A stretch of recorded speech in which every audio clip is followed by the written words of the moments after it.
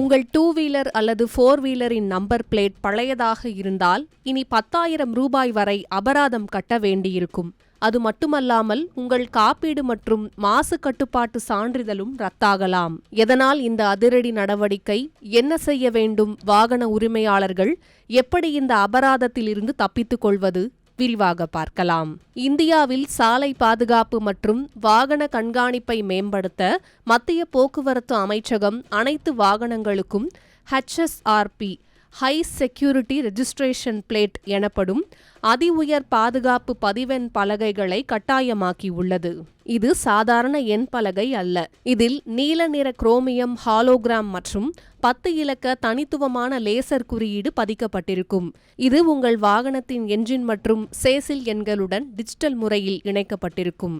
இதன் snap lock பூட்டு முறையினால் இந்த பிளேட்டை சேதப்படுத்தாமல் கழற்ற முடியாது. இது வாகன திருட்டை தடுக்க உதவும். புதிய விதிகளின்படி HSRP இல்லாத வாகனங்களுக்கு 5,000 ரூபாய் முதல் 10,000 ரூபாய் வரை அபராதம் விதிக்கப்படலாம். மேலும் இந்த எண் பலகை இல்லை என்றால் மாசு கட்டுப்பாட்டு சான்றிதழ் பெற முடியாது.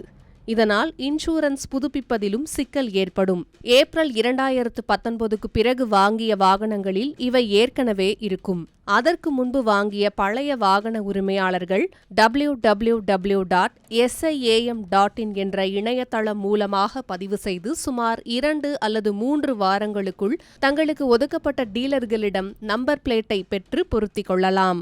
வாகன உரிமையாளர்கள் தேவையற்ற அபராதத்தை தவிர்க்கவும் சட்ட ரீதியான சிக்கல்களிலிருந்து தப்பித்துக் கொள்ளவும் உடனடியாக அரசு அங்கீகாரம் பெற்ற மையங்கள் அல்லது ஆன்லைன் இணையதளங்கள் மூலமாக HSRP எண் பலகையை பெற்றுக்கொள்ளுமாறு அறிவுறுத்தப்பட்டுள்ளது.